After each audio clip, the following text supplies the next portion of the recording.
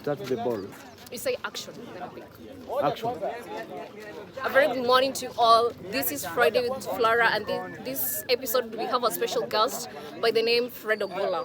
Fred Ogola is an aspirant of a member of Parliament for Gonya constituency, and we're going to have a chat on with him. He's going to tell us more about himself and what he stands for and what the new thing is going to do for the people of Kenya. As you can see, I'm wearing one of his t-shirts. It's written Genomaru Kenya, and that is hope for the Ugenya people. And this is also one of the masks. And as you can see, there are very many people here. It's a medical camp that is being held under one of his projects. So let's just go and have this one talk with him as he tells us more about what he stands for.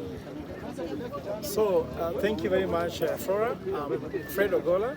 I'm a professor of strategy and decision making at Strathmore Business School.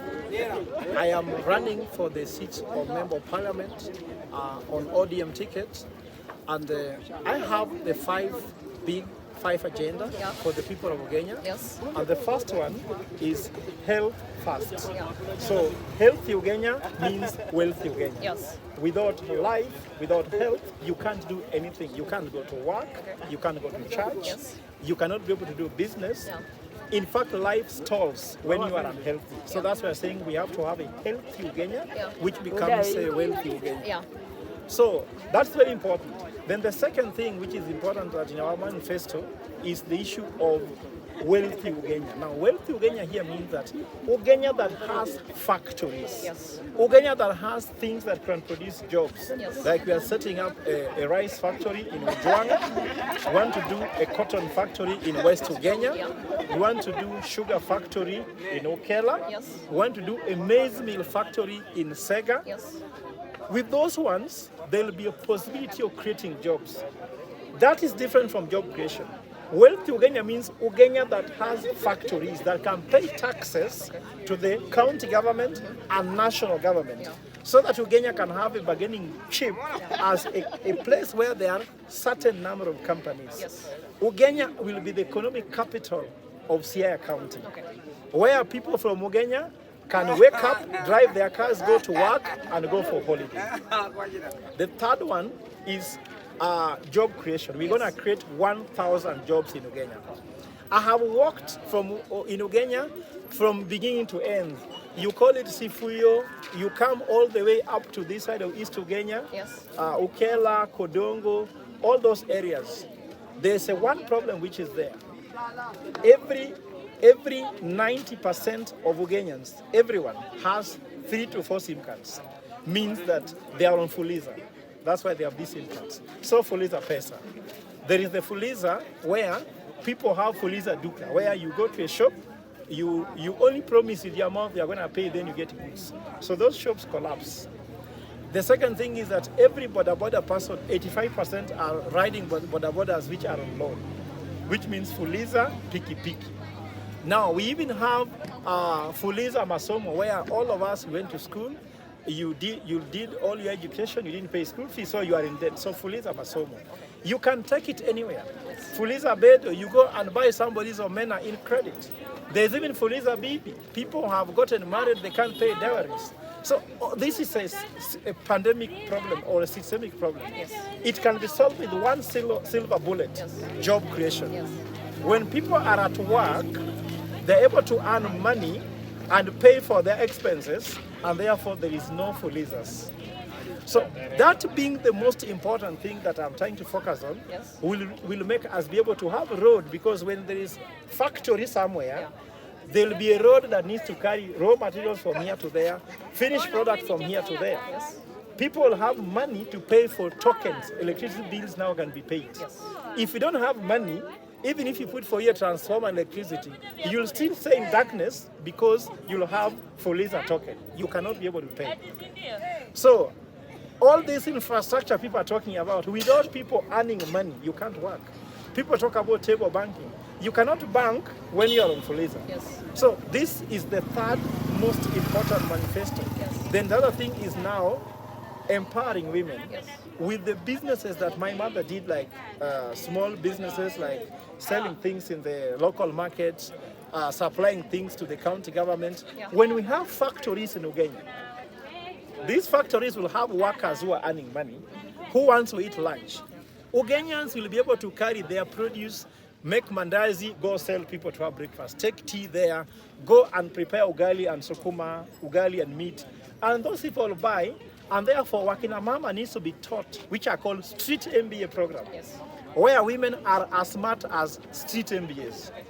And of course, the last one is education. Yeah. Because I'm a professor, I know the value of education. If there's anything that brought me here, it's education. So that's why we are going to have scholarship projects. Not just me offering scholarship, but also linking people to scholarship, not just in Kenya, but even abroad. That is something which is doable, and that is in the heart of my manifesto, and that explains my why of being an MP. You know, sir, some are asking, who is this professor? So can you just tell the people who is this professor? Where does he come from, or just something they can identify you with? Because I'm aware that so many aspirants have this name of doctor, Yes. and that is a Luo term of calling a professor. So how do they, tell them who is this Fred Ogola? So Fred Ogola, first of all, is a boy that grew up in Ugenya. Yeah. I am from Kateg, Jera. Yes. I grew up in that village. I'm a son of a catechist. Yes. That is the late Joseph Ogola. Yes. And Gaudensa Wino from Masiro Ranger. I grew up in Ugenya. I went to school in Ugenya, especially primary school. And of course, I went to high school, Yes. St. Mary's Yalas.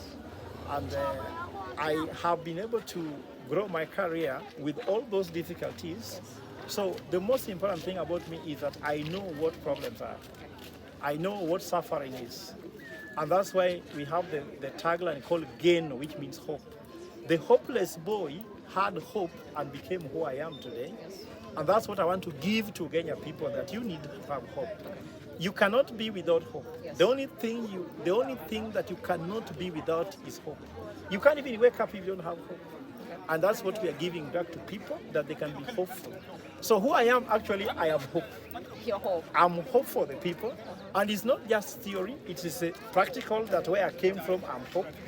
To be a professor, it's hope. But I'm a professor of strategy and decision making at Strathmore Business School.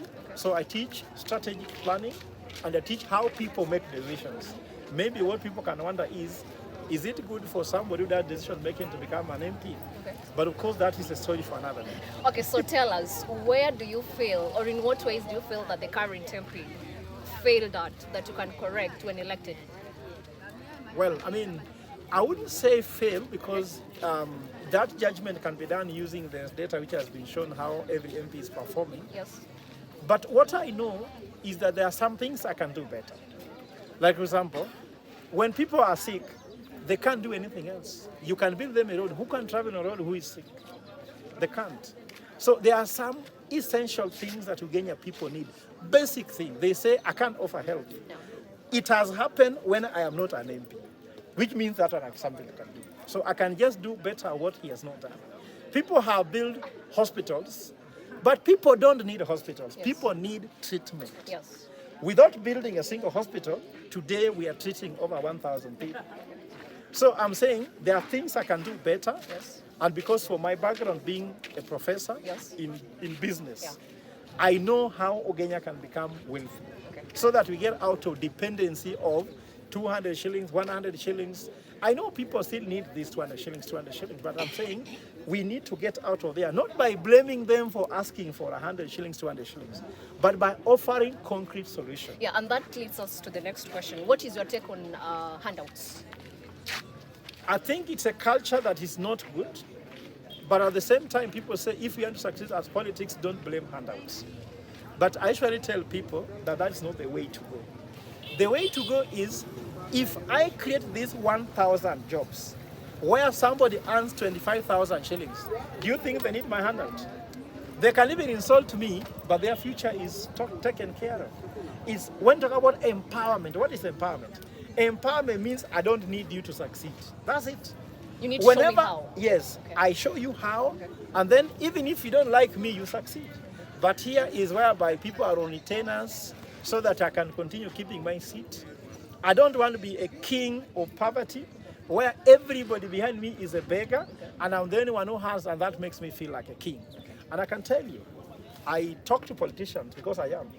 We meet in public places. They tell me their prayer.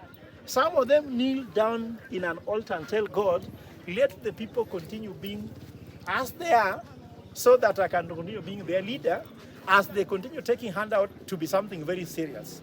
So if we need change is that the people should reject the handout, even if they take, but let them make the decision which will give them future. And that is Genomaro Genya, and that is Fred Ogola. Okay, so as you're concluding, what is your take about the Breeding Beaches initiative? Well, according to me, that was one of the best things ever. And if you look at my perspective in it, it is not something that is very new that people are rejecting. Yes. It was a product of the Bomas draft. Even if lawyers rejected it because of the process, it's a beautiful thing. And I'm sure that as one of the party members of ODM, Yes. we will still support this initiative to start rightly and still get what we want. The fact that you have not met your goals doesn't mean that you change your goals. If you can't score a goal, don't change the targets. Don't change the goalposts. Just continue doing how you can score a goal. In 2010 Constitution, the processes leading to that, there were so many upsets and failures. So I'm urging Kenyans not to see the failure in the getting the BBI, but let's see where we went wrong and correct and still get what we needed. Keep our eyes on the ball is a good document. Those who are saying we don't need BBI is telling us we don't need that road there. Those saying we don't need BBI are saying we don't need this hospital. Yeah. Those saying we don't need BBI are telling us we don't want to have these very many hotels which are now coming up in Siaya and different parts of the counties that are showing that the local economies is waking up and modernizing. Yes. Those people are agents of hopelessness. And the agents that want to bring 35% of resources into the local devolved units, those are agents of hope. And I'm in the side of hope. Yes. Of course, you know I can't be in the side of hopelessness. It's okay. So the last word to the people of Kenya as they're waiting for the right time. The people of Kenya, I'm telling them that the people of Kenya have got a tipping point. And it's not bragging here. It is rare that you have a right candidate running. Most of the time you have a thief, a thug, a liar, and ecstasy running. I'm sure this time there is an alternative to those things. So let the people of Kenya do a lot of soul searching and thorough research. In Uganda we call it go cogno, meaning scratch all surfaces and know your candidate very well and make very informed choices because it's going to be a 5-year choice. If you look at my calendar, I said make a choice count because 2021, time does not come back. Time is the second scarce resource compared to God. God is the most important resource. The second one is time. If you make the wrong choice in 2022, you'll have another 5 years waiting. And Uganda will be behind by 5 years. So it's not me telling them to vote me. I'm also from Uganda. I also want a good MP. So it is us to know that on 10th of August 2022, when you open your door, who should be your MP that will take you to prosperity, to hope, or are you taking hopelessness? I think that is the tipping point. Like now, in this one where we are doing a medical camp where we are treating people for free, are you choosing treatment as opposed to choosing burial? Because some other people are selling that they can help you bury your relatives better, isn't it? Me, I want to treat people of Uganda. It is a choice between life and death. So when you are voting, are you voting for death or you're voting for life? These are the choices people of Uganda have to make. I'll also vote individually. I only have one vote. Yes. Not even my son can vote because he's not yet 18 years old. But I only have one vote I can guarantee. If I had my son, I could tell him why he must only vote for me. But I only have a son. Yes. And that's the only vote I have. I'm starting with one. So people of Kenya has there's 60,000 votes and they'll choose who will become the MP on 10th of August. When you open your door and you move your pillow from your head and throw the blanket, how is your life? That is the biggest choice. If it is that Uganda is the place for burying people, I'll drive out of Uganda like I'm running. If the person who is burying people become the MP, I don't want to get buried now, maybe later, isn't it? So I'll run away, isn't it? And I'm sure people of Kenya will know what they have chosen. Thank you very much. Thank you very much, Prof. You heard it for yourself. This is one of the aspirants of Kenya constituency, and the ball is at your court. So you have the decision to make. You heard it from yourself. Do you want a developed Ugenya, or I don't know, I can't say what you want, but after all the analysis, after all you've deduced from whatever he had to say at this show, make the right decision. Thank you for watching. This is Friday with Flora. My name is Florence Ayo Nyango. Stay tuned. Thank you.